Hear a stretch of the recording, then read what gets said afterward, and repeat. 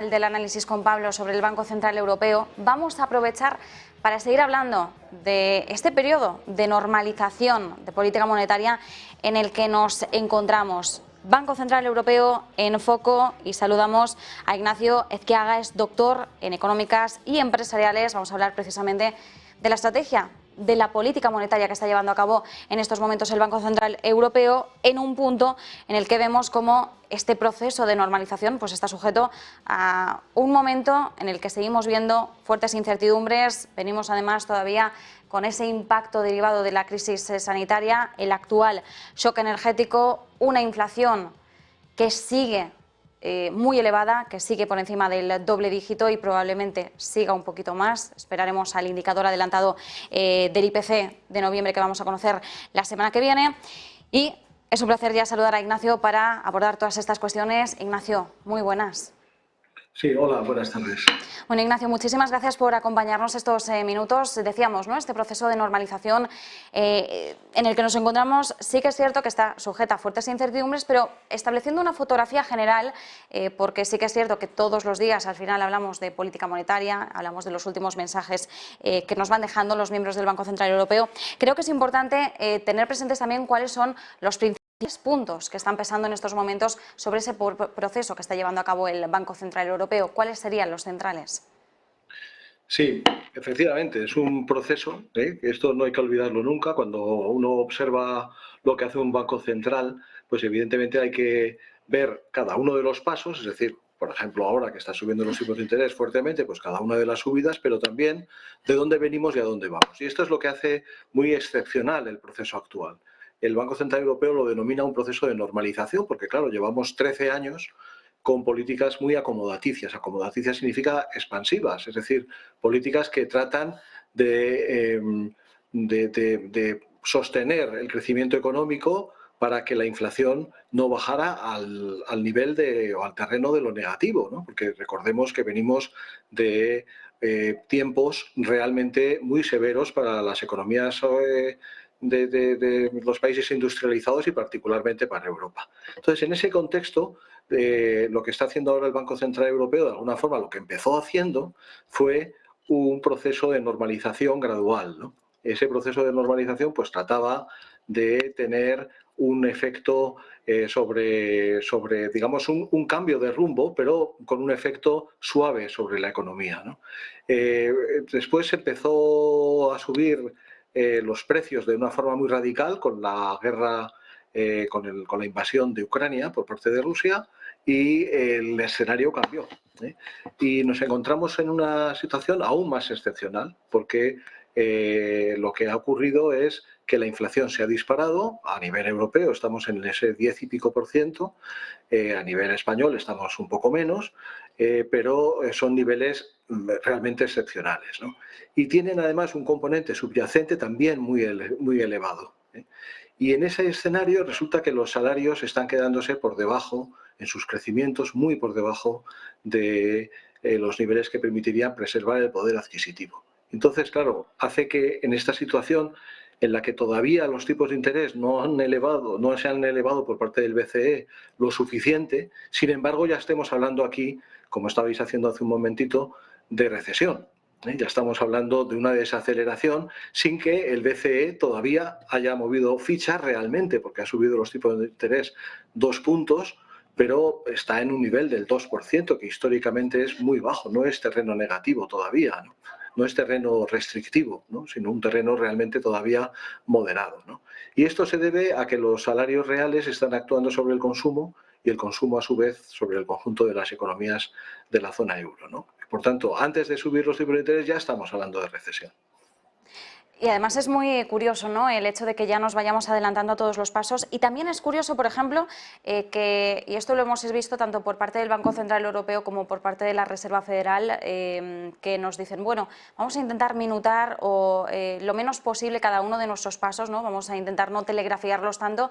Al final es muy difícil no intentar telegrafiar cada uno de los pasos que van realizando los bancos centrales, porque sí que es cierto que van lanzando algunos mensajes que pues hacen que los mercados los recojan para empezar a descontar escenarios a futuro, y al final también pues la prensa económica se nutre de ello, ¿no? Es decir, de ir adelantándote a los posibles escenarios, y precisamente por eso quizás se está hablando tanto ya de esa recesión esperada en 2023, que insistimos, Banco Central Europeo en las últimas minutas insistía en que su escenario central sigue siendo de recesión suave y corta, pero sí que calibraba la posibilidad de una recesión profunda y prolongada, que ahí lo curioso que nos decía también, y ahí también podemos hacer un poco la comparativa en todo este proceso de normalización, cómo han cambiado las cosas, ahí decía, ojo, que aquí ya si tuviéramos una recesión profunda no nos preocupa tanto el sector bancario, porque han hecho los deberes desde la última crisis financiera.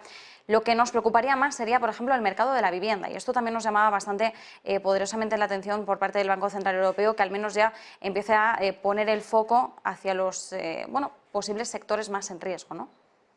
Sí, sí, efectivamente, ¿no?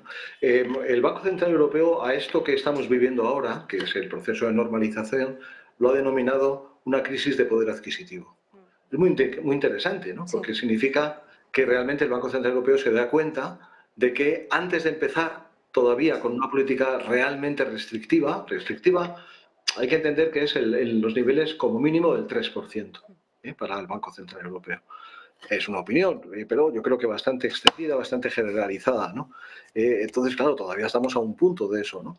Pero, claro, ya está habiendo ese efecto en la economía, no por culpa de los propios tipos de interés, sino como consecuencia de la caída de los salarios reales. Y esto afecta al mercado de la vivienda directamente, claro, porque la demanda de vivienda pues, se va a ir poco a poco viendo afectada. Claro, de aquí yo no sacaría unas grandes conclusiones o unas conclusiones catastrofistas. Lo que está ocurriendo es simplemente cómo funciona, digamos, es el funcionamiento correcto de un ajuste en una economía, ¿no? Y este ajuste ahora es más complejo que otras veces, porque antes, cuando la inflación venía de los salarios, pues había que reclamar moderación salarial, había que subir los tipos de interés y desacelerar la demanda a través del aumento del coste de la financiación, y ya está, ¿no? Y eso esperará que se produjeran los efectos correspondientes, ¿no? Ahora no, ahora la cosa es al revés. Los salarios reales están cayendo y la reputación del Banco Central Europeo descansa en preservar el poder adquisitivo de los salarios. Es decir, lograr bajar la inflación, porque los salarios, pues hombre, ahí siempre se habla de las segundas rondas, ¿no? Pero yo veo que es difícil que en Europa haya segundas rondas, ¿eh? Acaba de cerrarse el acuerdo de IG Metall en Alemania, que es un acuerdo por 2 años, el 8 y pico por ciento de aumento salarial, que es un 4% cada año, cuando la inflación está en el 10% cada año. Esto es tremendo, ¿no? Porque es un hachazo sobre la demanda interna muy importante lo que tenemos encima, ¿no? Y sin embargo eso no garantiza que vaya a bajar la inflación. Y ese es el punto fundamental en el que estamos ahora. Realmente no tenemos claro, el Banco Central Europeo tampoco tiene claro, va a reunión, como ellos mismos dicen, ¿no? No da forward guidance, es decir, no dice qué es lo que va a hacer después, sino que va viendo a ver qué es lo que va pasando, ¿no? Porque lo que sí tiene claro es que no puede dejar de subir, no puede estabilizar los tipos en una zona que no sea restrictiva hasta que no baje la inflación, hasta que no esté claro que las expectativas se anclan. Y esto tiene mucho que ver, me temo, con la fijación de precios por parte de las empresas globales, su poder de mercado, su poder de transmisión de los costes a los precios finales, su poder de, en definitiva, reproducción o autorreproducción de la inflación, ¿no? Que es un poder que le viene, digamos, de muchos años atrás, de precios muy estables en los que realmente pues, se han creado condiciones para que ahora no solo se transmitan estos costes a los precios finales, sino que incluso se restablezcan o se refuercen márgenes de beneficio. Hoy es el día que estamos viendo revisiones constantes, ¿no? de previsiones de beneficios en las grandes empresas europeas, ¿no? No solo las eléctricas o no solo las energéticas, ¿no? En general, sino en general, comúnmente todas las empresas grandes, ¿no? Y por eso las bolsas se resisten a bajar, etcétera, porque claro, están descontando precios en sus cotizaciones que implican o que recogen ese buen comportamiento de los beneficios empresariales, ¿no? Entonces, yo creo que estamos todavía en un proceso muy abierto, y no me extraña que el Banco Central Europeo tenga una postura muy prudente respecto a lo que va a ocurrir, ¿eh? Y bueno, y sobre todo hasta muy prudente respecto a cuál es el nivel de llegada de sus tipos de interés, ¿no?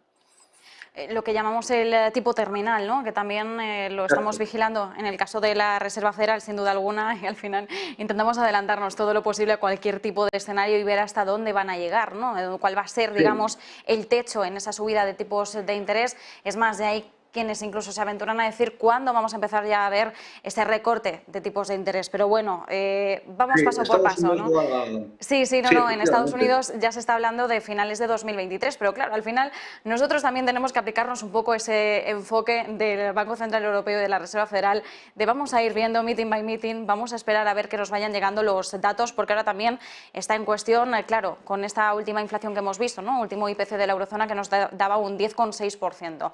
Estamos a la espera de conocer el adelantado de noviembre. En principio, esperamos que se mantenga por encima del 10%, es decir, todavía en doble dígito. Al final, claro, nos preguntamos, ¿dónde está el pico de inflación? ¿Lo hemos visto? Bueno, de Guindos ayer nos decía que si no lo habíamos visto, íbamos a estar muy cerca de verlo, que esto es importante. Al final, el mandato del Banco Central Europeo pasa por garantizar la estabilidad de precios, la estabilidad financiera. Entonces, ahora mismo, su único objetivo, como nos indicabas bien, Ignacio, es subidas de tipos para controlar la inflación. Sí que es cierto que de todas formas en todo este proceso, ¿no? de normalización de la instrumentación de la política monetaria, pues por ejemplo la última reunión, más que la propia subida de tipos de interés en sí, fueron protagonistas los famosos TLTRO, ¿no? Porque al final vimos como el Banco Central Europeo debía tomar una decisión ante esos préstamos a plazos más largos que había concedido a los bancos, de alguna forma también para fomentar esa concesión de préstamos, pero estábamos viendo precisamente cómo aquí el Banco Central Europeo está empezando a perder cierta baza, ¿no? Los bancos se habían visto beneficiados por las circunstancias en sí, ante la subida de tipos, y vamos a ver cómo se van a seguir manteniendo como también en una situación mucho más favorable. El Banco Central Europeo también, para incurrir en una situación peliaguda en 2023, dijo, bueno, tenemos que empezar a cambiar aquí las tornas, y es más, también estamos viendo y estamos a la espera de que empecemos a saber algo más de detalle sobre el quantitative tightening, que también esa sería una de las preguntas, ¿no, Ignacio? ¿Cuándo vamos a empezar a Sí. ver ya esa reducción de balance de una forma sólida? Sí, bueno, es muy importante la cuestión del balance, ¿no? El balance no es el instrumento de canalización, ¿no? De los impulsos monetarios sobre una economía. El instrumento de canalización son los tipos de interés y en parte y ya en un nivel muy inferior los tipos de cambio, pero los instrumentos descansan al final, ¿no? Los instrumentos de un banco central, los instrumentos a través de los cuales controla los tipos de interés, descansan en su balance, ¿no? Y entonces el balance pues es muy importante. Y lo es más todavía en una época como la actual, en la que venimos de 13 años de utilización del balance para todo lo contrario, para bajar los tipos de interés. Lo que ha hecho todos esos años el BCE era, y también la Reserva Federal, el Banco de Japón, en fin, todos los bancos centrales, era comprar activos, comprar bonos para influir sobre los tipos de interés, no del muy corto plazo, que son los habituales en los que influye directamente un banco central, sino los tipos de interés a lo largo de la curva de tipos de interés, los tipos de interés de los bonos a largo plazo, de los bonos hasta 30 años, ¿no? Y además, como tenía que inyectar liquidez masivamente el Banco Central para sustituir de alguna forma el funcionamiento quebrado del mercado monetario, del mercado interbancario después de la crisis de 2008, en la que los bancos no se prestaban entre sí, pues también tuvo que inyectar muchísima liquidez y también drenarla. Es decir, que tenía unas intervenciones en el mercado monetario masivas. Esto lo hemos heredado ahora, ¿no? Ahora tenemos esos préstamos vivos en el balance del Banco Central Europeo en forma de lo que vienes mencionado, ¿no? Que es la TLTRO. Las TLTROs eran instrumentos de financiación de los bancos, es decir, repos, en los que el Banco Central Europeo compraba repo e inyectaba liquidez en los bancos, pero no a muy corto plazo, a semana, como lo hace en el instrumento habitual, sino a más largo plazo. Y esto permitía influir no solo en los tipos monetarios, sino en los tipos a 1 año, a 2 años, a 3 años. Es decir, anclar de alguna forma los tipos de interés en niveles bajos. Ahora al BCE le interesa poco a poco hacer lo contrario. Entonces lo que ha hecho es subir el coste de financiación de esos TLTROs con carácter retroactivo, es decir, lo que prestó ahora lo sube de tipo, porque esa prerrogativa la tiene siempre el Banco Central Europeo, y lo que antes era muy perjudicial para los bancos, pues, o muy, históricamente venía de unos niveles, digamos, muy bajos, después se convirtió en algo muy favorable, ¿no? Porque todavía no habían subido esos tipos de interés a largo plazo y ahora sí, ahora ya han subido, y entonces los bancos privados pues lo que están haciendo es dejar de renovar esos préstamos y financiarse directamente ellos en el mercado cuando lo necesitan, o dejar de prestarle a su vez al Banco Central Europeo, porque gran parte de lo que se inyectaba se drenaba a través de la facilidad de depósitos en paralelo, ¿no? O incluso a través del excedente de los bancos en la cuenta de reservas que tienen cada uno de ellos en el Banco Central Europeo. Es decir, mecanismos que ahora ya no tienen ningún sentido. Ahora el BCE necesita mensajes limpios, que poco a poco la curva de tipos de interés sea cada vez más libre, poco a poco también dejará de comprar activos, o ha dejado ya de comprar activos y dejará de renovarlos para su cartera de bonos, y también eso influirá al alza en los tipos de interés a largo plazo, y de alguna forma la normalización, pues claro, tiene que afectar a todo esto y lo está empezando a hacer ya. Quedamos con ese análisis, con esas claves. Ignacio Ezquiaga, doctor en Económicas y Empresariales, muchísimas gracias, un placer. Muy bien, muchas gracias. Nosotros nos quedamos, por tanto, con este análisis, con el foco